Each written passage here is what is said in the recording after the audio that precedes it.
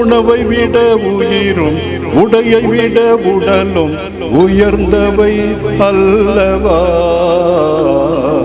வானத்து பறவையை பாருங்கள், அவை விதைப்பதும் இல்லை, அறுப்பதும் இல்லை, சேர்த்து வைப்பதும் இல்லை.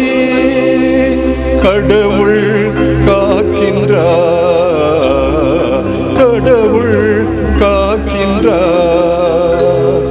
கடவுளை நம்பிடுங்கள், அவர் கைவிடவே மாட்டார், அவர் கைவிடவே மாட்டார். பாடுங்க பாடுங்க. கடவுளை நம்பிடுங்கள், அவர் கைவிடவே மாட்டார், அவர் கைவிடவே மாட்டார்.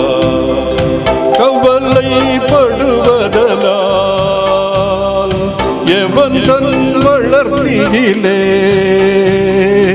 ஒரு முழம் கூட்ட முடியும். கவலைப்படுவதனால் எவன் தன் வளர்த்தியிலே ஒரு முழம் கூட்ட முடியும். எதை உடுப்போம் என்ற கவலையே வேண்டாம், சொல்வதை நம்புங்கள். வயல்வெளி மலர்களை பாருங்கள், அவை உழைப்பதும் இல்லை, நூற்பதும் இல்லை, கவலைப்படுவதும் இல்லை. கடவுள் காக்கின்றார், கடவுள் காக்கின்றார். கடவுளை நம்பிடுங்கள், அவர் கைவிடவே மாட்டார், அவர் கைவிடவே மாட்டார். பாடுங்க. கடவுளை நம்பிடுங்கள், அவர் கைவிடவே மாட்டார், அவர் கைவிடவே மாட்டார். பூசை செய்யறதுக்காக பூசை செய்ய வேண்டும் சொல்லி அவங்க ரெடியா இருக்கிறாங்க. கவலைப்படாதீங்க. இந்த பின்வரும் நிகழ்ச்சியை உங்களுக்கு சொல்லிவிட்டு பூசையை துவக்கலாம் என்று நினைக்கிறேன். நமது 28 மாநிலங்களிலே அஸ்ஸாம் என்பதும் ஒரு மாநிலம். அங்கே நாகாக்கள் அதிகமாக இருக்கிறாங்க. அந்த மக்களிடம் சென்று ஒரு 60-70 வருடமாக நற்செய்தியை போதித்தார்கள். யாருமே அசையவில்லை. வந்த மிஷனரிகள் செத்து போனார்களே தவிர அந்த நாகாக்களிடம் பணிபுரிந்து ஆண்டவருடைய வார்த்தையை எடுத்து கூறியவர்கள் அதை கேட்டு நம்பவே இல்லை. அவர்கள் மனம் மாறவே இல்லை. கடைசியில ஒருவர் மனம் மாறினார். இயேசுவின் வார்த்தைகளை கேட்டார், அவரை பின்பற்றினார், நீதியாக நேர்மையாக அன்பாக நடந்தார். அவருடைய வாழ்வின் மாற்றத்தை பார்த்து இன்னும் பக்கத்தில் இருந்தவங்க கிறிஸ்தவர்களாக மாறிட்டாங்க. முதல்ல 7-8 குடும்பங்கள் கிறிஸ்தவர்களாக மாறினார்கள். இதை அந்த நாகாக்களின் தலைவன் கேள்விப்பட்டான். மற்றவர்கள் போய் அவரிடம் வந்து முறையிடுகிறார்கள், கம்ப்ளைண்ட் பண்றாங்க. எப்படி இவன் நம்முடைய ஒரிஜினல் மதத்தை விட்டு வேறு மதத்திற்கு செல்ல முடியும்? இவனை சிறையாடை அடையுங்கள், கொன்று விடுங்கள். இவன் சென்று விட்டால் இன்னும் எல்லாருமே கிறிஸ்தவர்களாக மாறிவிடுவார்கள் என்று சொல்லி அவன் பயமுறுத்துகிறான். அப்பொழுது அந்த நாகாக்களின் தலைவன் இவரை அழைக்கிறான்.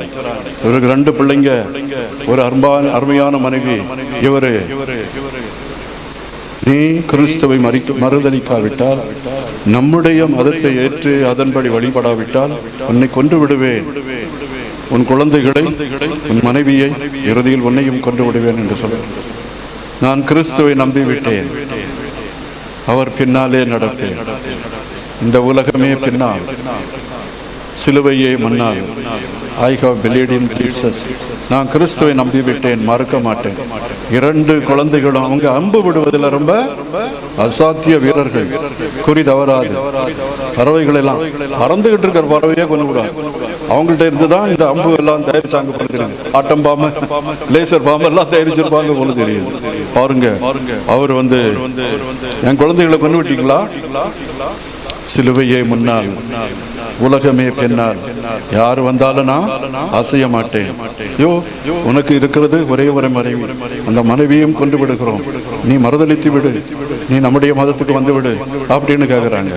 அப்போ அவரு முடியாது. சிலுவையே முன்னால், உலகமே பின்னால், இயேசுவை தொடர்ந்து செல்ல. I have decided to follow Jesus. Cross is in front of me, the world is behind me. I will not challenge. கலப்பையில் கை வைத்தவன் திரும்பி பார்த்தால் அவன் எனக்கு ஏற்புடையவன் அல்ல என்று ஆண்டவர் சொல்லியிருக்கிறார். ஸ்ட்ராங்கா நின்றாங்க. மற்றவங்களை தான் ஓடிட்டாங்க. இவங்க மனைவியையும் அம்புனால சுட்டு கொண்டுட்டாங்க. பிள்ளைகள் கொல்லப்பட்டு இரத்த வெள்ளத்தில் கொல்கிறார்கள். மனைவியும் அருமை மனைவியும் இறந்து கிடக்கிறாள். கடைசியில் நீ இருப்பது ஒருவர் தான், உன்னையும் கொண்டு விடுவோம் என்று சொல்லி அந்த நாக தலைவன் அவருக்கு எச்சரிக்கை விடுகிறார். மாறவில்லை. நானும் இறப்பதற்கு தயாராக இருக்கிறேன். அரசே, வேண்டுமானால் என்னை கொண்டு விடு. என் நெஞ்சத்தில் இருக்கின்ற இயேசுவை என்னிலிருந்து பிரிக்கவே முடியாது. எங்களுக்கு இந்த நற்கருணையை உட்கொள்ளும் முன்னால ஒரு ஜபம் வரும் பார்த்துக்கங்க. அதை நான் சில சமயத்தில் சொல்லுவேன், நிறைய சாமியார்கள் சொல்ல மாட்டாங்க.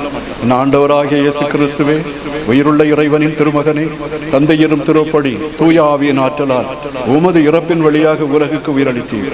இந்த புனிதமிக்க உடலினாலும் இரத்தத்தினாலும் நீர் எங்கள் குற்றங்களை போக்கி தீமையிலிருந்து எங்களை விடுவித்து நாங்கள் என்றும் உம்முடைய கட்டளைகளில் கருத்தொன்று இருக்க செய்தருளும். எங்களை ஒருபோதும் உம்மிடமிருந்து பிரிந்தகல விடாது. இந்த ஜெபத்தை நான் வாசிக்கிற பொழுது அப்படியே மனம் உருகி போவேன். என் ஒன்றுமில்லாமையை உணர்வேன். ஆண்டவரை இறுகமாக பற்றிக் கொள்வேன். என்னதிருந்து என்ன பிரயோஜனம்? அன்புக்குரியவர்களே, இந்த மனிதனையும் அவர்கள் சாகடித்து விட்டார்கள், இறந்து விட்டார். அப்போ எங்கே இருந்து உருவானதுதான் இந்த பாட்டு. I have decided. இதுல ஒரு பத்திரிகையில நான் வாசிக்கும் பொழுது இதை எப்படிடா இங்க வந்தது அப்படி, இது இந்தியாவில் உருவானது. இந்தியாவில் இயேசுவை பின்பற்ற வேண்டும் என்று துடித்த அந்த மகனால் உருவானது. I have decided to follow Jesus. Nothing will prevent me. ஆமாம், I will follow him அப்படின்னு சொல்லி எல்லாம் சேர்ந்து பாடலாமா? இயேசுவின் பின்னால் நானும் செல்வேன், திரும்பி பார்க்க மாட்டேன், திரும்பி பார்க்க மாட்டேன். பாடுங்க. இயேசுவின் பின்னால்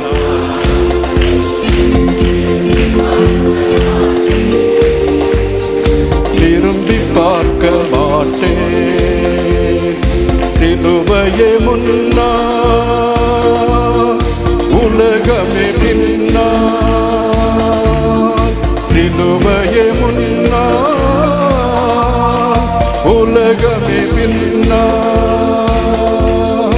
அன்பிந்திய குருதியினாலே விடுதலை அடைந்தேனே, இயேசு சிந்திய குருதியினாலே விடுதலை அடைந்தேனே. இயேசுவின் பின்னால் நானும் செல்வேன், திரும்பி பார்க்க மாட்டேன், திரும்பி பார்க்க மாட்டேன். அச்சமும் இல்லை, அதிர்ச்சியும் இல்லை அடியேன் உள்ளத்திலே, ஆண்டவர் இயேசு அடைக்கல பாறை, ஆதலின் குறையில்லை. அச்சமும் இல்லை அடியேன் உள்ளத்திலே, ஆண்டவர் இயேசு அடைக்கல பாறை, ஆதலின் குறையில்லை. ஆண்டவர் முன்னால் அகிலமே பின்னால், ஆண்டவர் முன்னால் அகிலமே பின்னால், அன்பர் இயேசுவின் வார்த்தையினாலே விடுதலை அடைந்தேன்,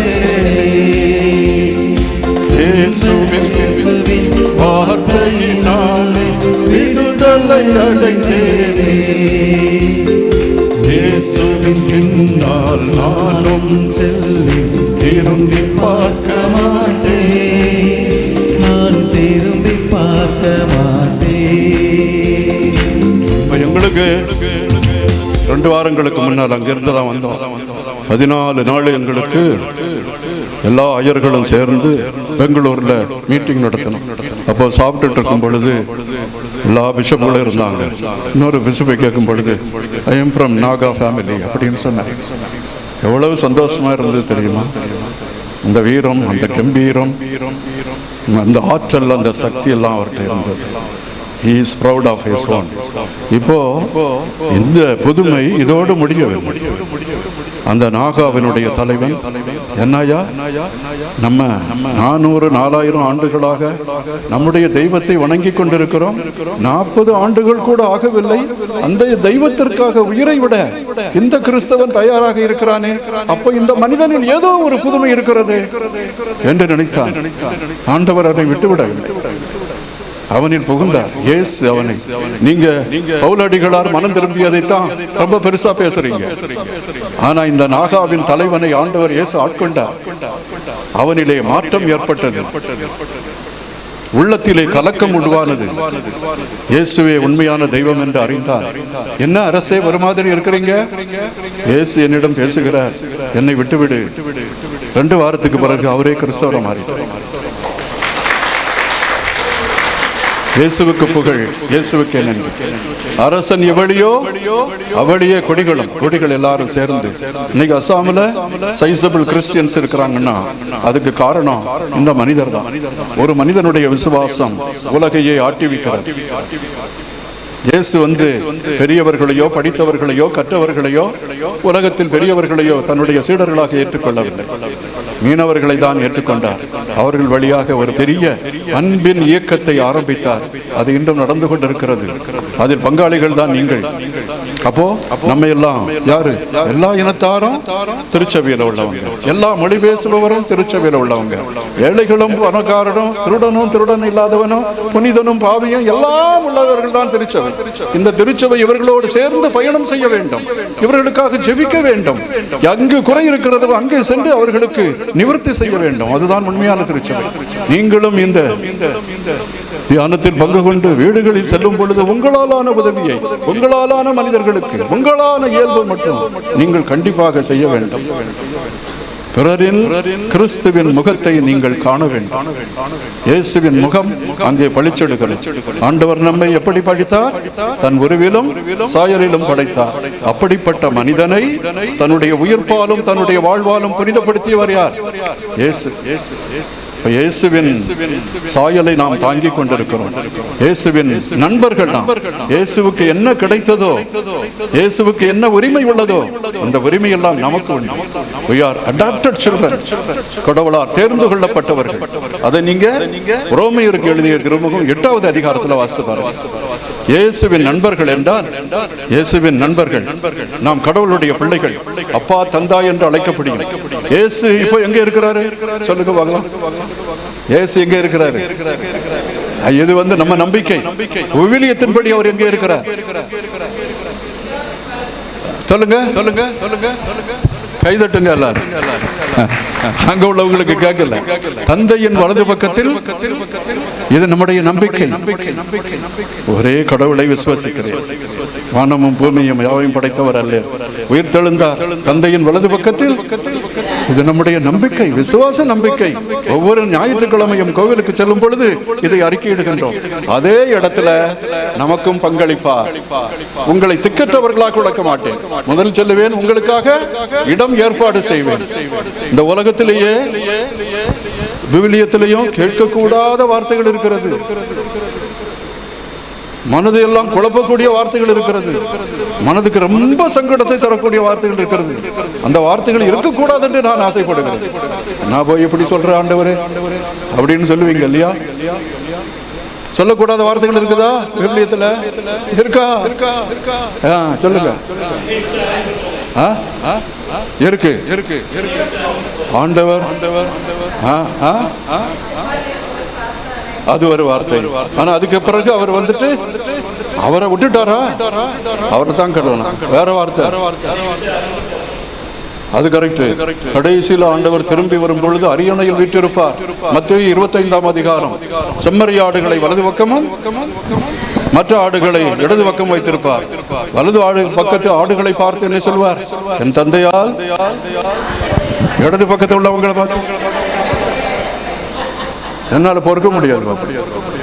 ஆண்டவரே, இந்த வார்த்தை அங்கே வரணுமா? இப்படி நீங்க சொல்லணுமா?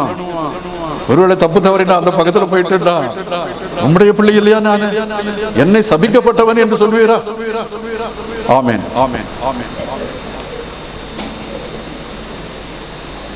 ஒரு சின்ன ஜெபத்தோடு முடித்துவிட்டு 5 நிமிடத்திற்கு பிறகு நாம் ஆரம்பம். அனைவரும் எழுந்திருப்போம். அன்புமிக்க ஆண்டவரே, அருமையான நாளிலே உடைய அருமையான வாசகங்களை எல்லாம் செய்து நாங்கள் உம்மை நேசிக்க வேண்டும். உம்மை காணவில்லை, உம்மை பார்க்கவில்லை, ஆனால் நாங்கள் பேருவகை கொடுக்கிறோம். நாங்கள் சோதிக்கப்படும் பொழுது உம்மை ஆண்டவர் என்றும் போதகர் என்றும் எங்கள் மீட்பர் என்றும் ஏற்றுக்கொள்ளுகின்ற அந்த வலிமையை எங்களுக்கு தாரும். உலகோர் முன்னும் எல்லார் முன்னும் நீரே எங்கள் ஆண்டவர் என்று ஏற்றுக்கொள்ள அந்த அசாமில் உள்ள அந்த குடும்பத்து தலைவன் ஏற்றுக்கொண்டது போல நாங்களும் ஏற்றுக்கொள்ள எங்களுக்கு அருள் தாரும். எங்களுக்கு நீரே முன் செல்லுகின்றீர். சிலுவையை முன் செல்லுகின்றது. எந்த துன்பங்கள் துயரங்கள் வந்தாலும் எதையும் தாங்கிக் கொண்டு ஆண்டவருக்கு பின்னால் நாங்கள் சென்று உயிர்ப்பில் பங்கு பெற எங்களுக்கு அருள் தாரும். அன்னை மரியா எங்களோடு நடப்பது போல, எங்களோடு வழியில் இருப்பது போல, எங்கள் துன்ப துயரங்களில் பங்கு கொண்டு எங்களுக்கு ஆறுதல் அளிப்பது போல அந்த அன்னை மரியாளை நாங்கள் அன்போடு ஏற்று வழிபட எங்களுக்கு அருள் தாரும். நாங்கள் எப்பொழுதும் உம்மிலே நம்பிக்கை கொள்ளவும், கவலைகள் எல்லாம் எங்களை விட்டு நீங்கவும், எங்கள் மன கஷ்டங்கள் துன்பங்கள் எங்கள் இடர்பாடுகள் எல்லாவற்றையும் எங்கள் குழந்தை படுகின்ற தருகின்ற துன்பங்கள் எல்லாவற்றும் நீங்கவும், கவலைப்படுவதனால் எவன் தன் வளர்த்தியிலே ஒரு முழம் கூட்ட முடியும் என்று சொல்லி இருக்கிறேன். சாலமன் கூட தன்னுடைய வாழ்நாட்களில் புகழ் மிகுந்த நாட்களில் இந்த லில்லி மலர்களை போல உடுத்தியதில்லை என்று எங்களுக்கு சொல்லி இருக்கிறேன். நீர் எங்களை காப்பாற்றுகிறேன். உம்முடைய அரவணைப்பிலும் உம்முடைய ஆதரவிலும் நம்பிக்கை வைத்து உம்மை நாங்கள் போற்றுகிறோம். எங்களை ஆதரிப்பீராக. என்றென்றும் வாழ்ந்து ஆட்சி செய்கின்றவர் நீரே.